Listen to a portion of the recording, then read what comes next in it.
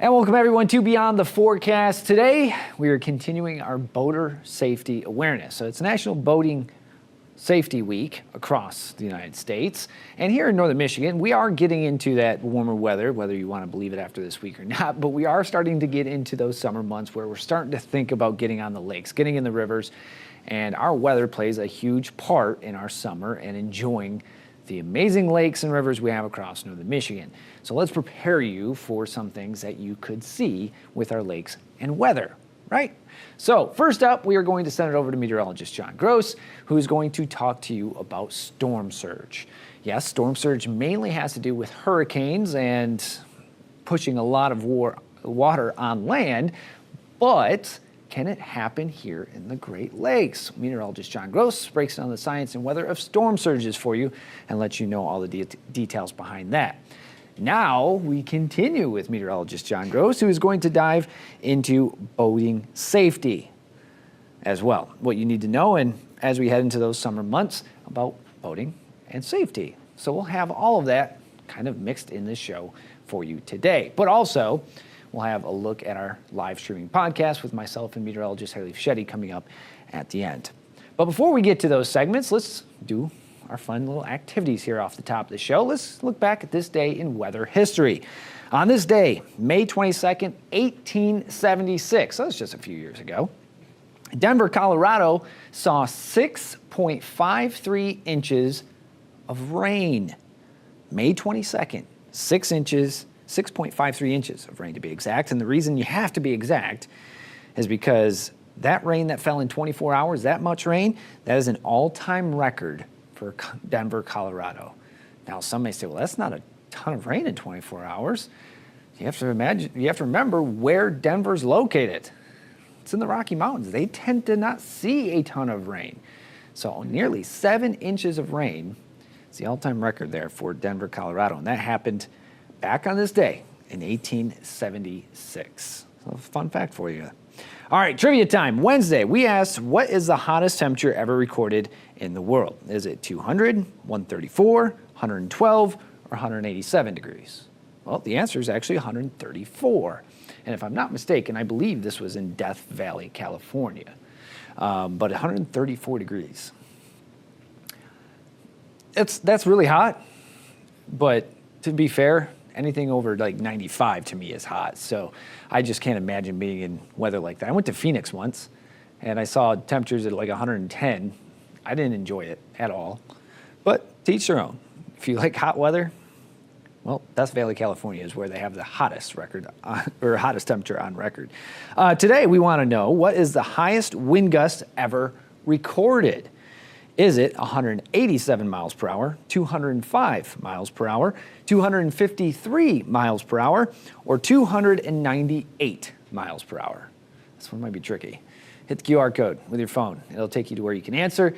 And then tomorrow we will give you the answer to this trivia question. Best of luck. I actually didn't know this one. I had to look this one up. So this one was a little bit tough. All right, viewer photo of the day before we get to our segments. This is always brought to you by Great Rooms. Today's picture comes to us from Diane Sentek. She captured this amazing ship on a beautiful spring day, and she titled it Ship Going Under the Bridge on a Beautiful Spring Day. Absolutely beautiful photo. Thank you so much, Diane, for sending that in, and thank you to Great Rooms for sponsoring that segment, as always. And if you want to send in your photos, you can always go to Beyond the Forecast's Facebook page, put them on there, or you can send them to us at weather@9and10news.com, or you can just head to the 9 and 10 News website, click on the Beyond the Forecast, and there should be Submit Photo right on there. And we'll get them on the air so everybody can see your works of art. All right, let's get to the show. Let's send it over to meteorologist John Gross, who's going to talk to you about storm surges. Can we see those here in the Great Lakes? And if so, how do they impact us? Well, he's going to have all the science and weather for you coming up right after the break.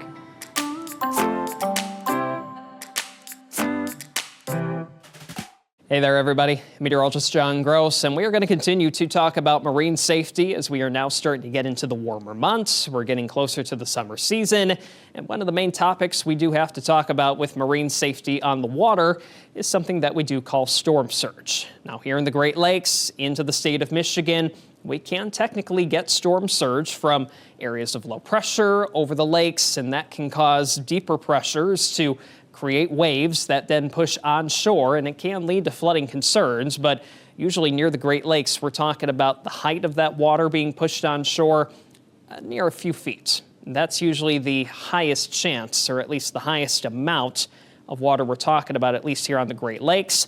When we're talking about storm surge, however, coupled with a hurricane, that can be a lot higher. At least the feet of water getting pushed onshore. We could be talking about that near 10 feet, 15 feet, even in some instances near 20 plus feet. And not only is that usually the most destructive part of a hurricane, but it can fortunately be the most deadly part of a hurricane. So here's a look at our 3D model, and we're talking about storm surge. So here's a look at it. You got our storm location. Remember, that's the center of low pressure being well offshore. So now our water, it's beginning to rise above its normal tide levels. Now, as we continue on here, the storm is now starting to move closer to shore. So as that starts to occur, our water levels, those are just going to continue to rise. Flooding and potentially even structural impacts start to begin. So now you're starting to see that water moving more onshore, not areas even throughout the beach, but even where we could have some structures, potentially buildings,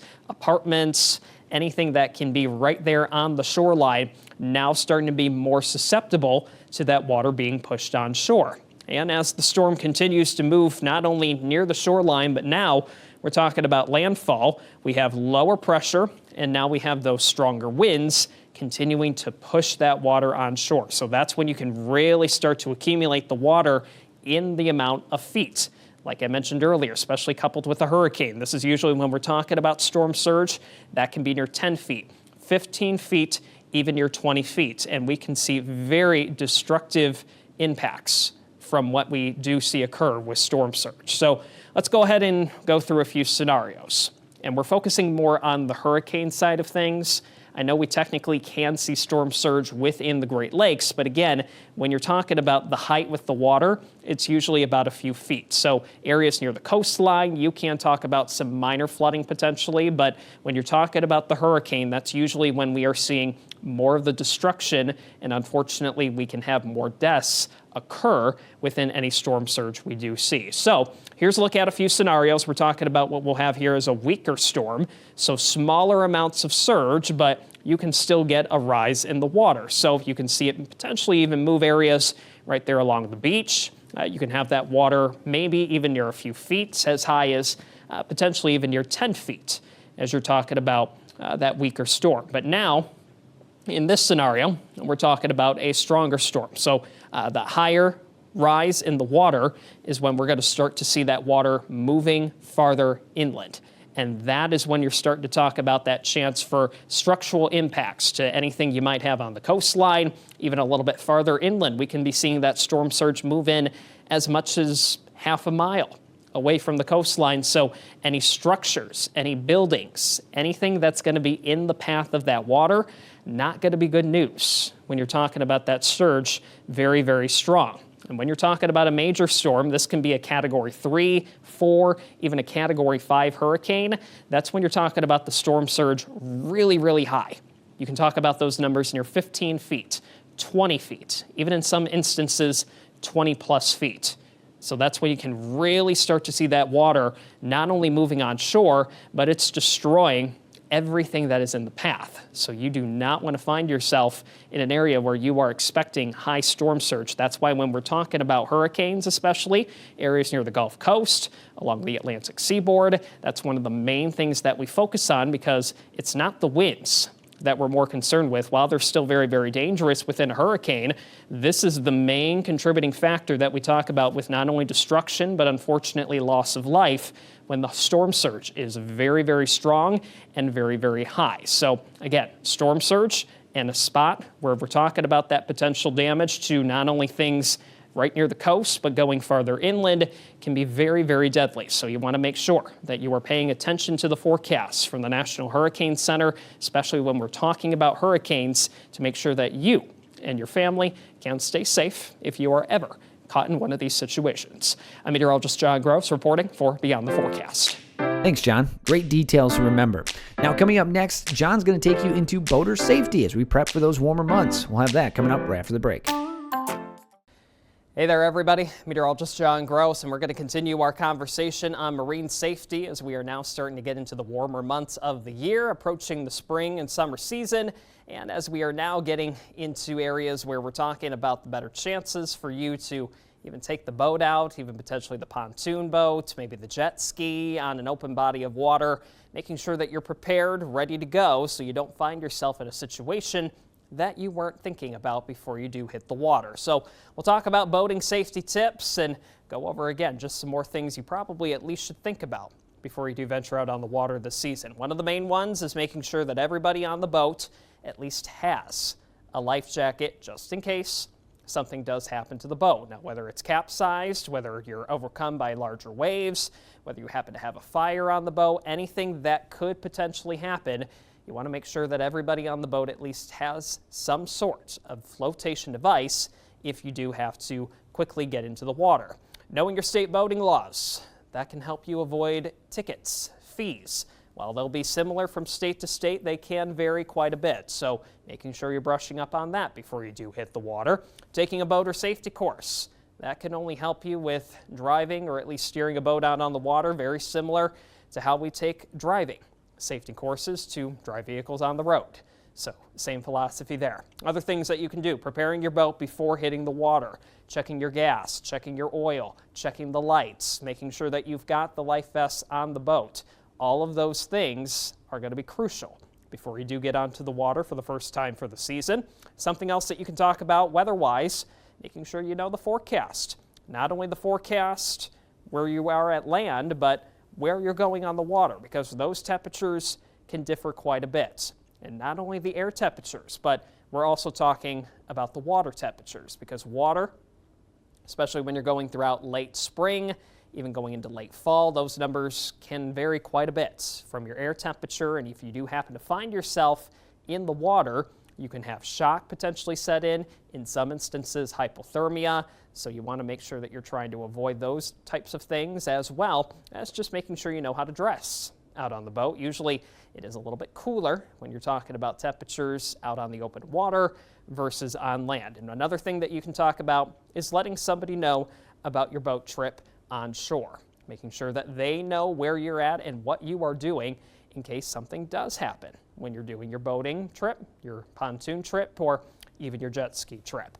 A few more good tips is always following navigation rules on the water. Just like we have rules of the road, there are rules of the water. So making sure that you're equipped and knowing exactly where you need to go. Speed limits, wake zones, things of that nature. Another good thing, especially if you are the driver or the captain of the boat, making sure that you're not drinking, making sure that somebody who is in control of the boat is staying sober. Now, you can still have a good time out on the water, but when you're in control of that boat, you want to make sure that you are sober. And last but not least, keeping in touch, having ways to contact people on land, just in case, again, you happen to have a situation where you find yourself with your boat maybe capsized, if it catches on fire. While these are rarer instances, you again want to make sure you have that communication just in case you do have something happen to you on your boating trip. But just some good boating safety tips to keep in mind as we are now starting to get into the warmer months. I'm meteorologist John Gross reporting for Beyond the Forecast. Thanks, John. More great information as we approach those warmer months. Now, coming up next, we take you into one of our segments from our live streaming podcast. We'll have that coming up right after the break. And welcome back, everyone, to Beyond the Forecast. As always, here with the last segment, Monday through Thursday, we tell you about our Beyond the Forecast live streaming podcast. A lot of casts in there. But it's super fun. We talk about the topic that we're talking about on Beyond the Forecast for that week, or a specific topic that you have voted on. And if you want to vote on specific topics, go to the Beyond the Forecast Facebook page. Make sure you like it. Look out for those topics that will be posted. Not to mention a lot of weather fun that is going to be on that page as well. Not to mention science, but that's in there as kind of the caveat, right? Science and weather. But this week, we have been looking back at about the 6 podcasts that we have already done this week, because we are getting ready for a big move. So we've kind of struggled with our schedules to get the live streaming podcasts with consistency.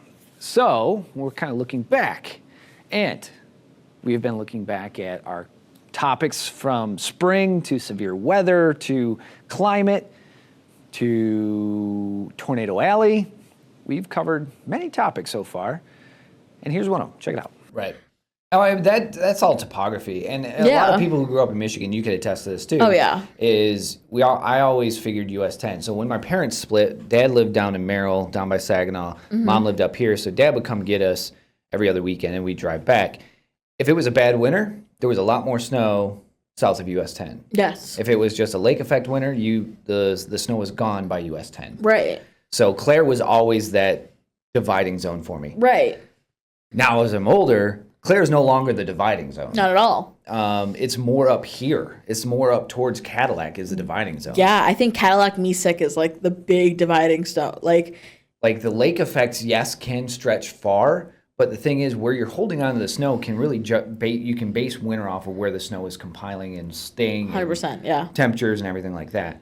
But when you look at it always, and side note, furniture stores always used to have this thing is like, if we get our first 3 inches of snow by November, whatever. I was like, that's smart. They're using the analytics, but it's no longer a sure thing. No. Whereas before it used to be a sure thing. So what was a dividing zone for me now, or as a kid now, is gone, 45 miles north. And that's the concerning part. Yeah, because where is 100%. it going to stop? And is it going And does to it stop? stop? Right. Because now that you're looking at winter, mainly in the eastern UP, yes, the snow belts will always have snow. Yes. 'Cause Lake lake effect. effect. Lake effect's never changing. No, lake effect will Those never belts are change. never leaving. But the thing is, if you just have lake effect, it's going to be like a winter we had where you get 8 inches of snow and then it's gone with a day of sun. Yeah. Because there's no moisture to it. So it's And a then concerning thing of how does that change? Is Mother Nature going to right the ship somehow? And how does she right the ship? right. What pattern is going to send it or do back? we adapt? Like Or do you then adapt? or do you adapt? Like Yeah. do the trees start are the tree like I always think about too of like are the trees already adapting to what we already see when it comes to foliage? Does that Right. affect foliage? Are they already kind of figuring it out because of the past winters that we've had? Evolution. All right. Are the trees getting more apt to waking up early? Is the growing season getting longer? Exactly. Like it's all these questions that we can sometimes say the things that we saw, like we can say last winter was abnormal because it was, but also is that now the new normal? Like that's the question that we have to. And what season does it say not normal back to Yeah. what you're used to Yeah. years ago? Exactly. I think that's like the weird part of climate that always is like sometimes frustrating is you have like one outlier. Right. But then you're like, is it an outlier or is that maybe what's going to be the case moving forward now? So we've been rambling a long time. Yeah. 45 sorry. minutes. This Time is the longest flies. podcast. But no, the get all, end all, be all of this whole spring thing is we should be getting back to just a Enzo neutral coming out of La Nina. Yes. You should be looking at very typical late April, May conditions. And we should be getting our fair share of some rain here shortly as well, which we have. A lot of rain Yeah. in the beginning of March. Drought monitors looking great. Way better, except for Midland. Yeah. Saginaw Bay area is kind of dry, but Northern Michigan, we're doing pretty well. we're doing better Yeah. after seeing, just lake effect. But thank you guys for being here so much. We do Yes. appreciate it. If you guys have any questions, feel free to throw them out our way and we'll get them answered into you or something to look up. Something like that. Because sometimes you guys have the questions that make us go, oh. No, Let's look that up. yeah.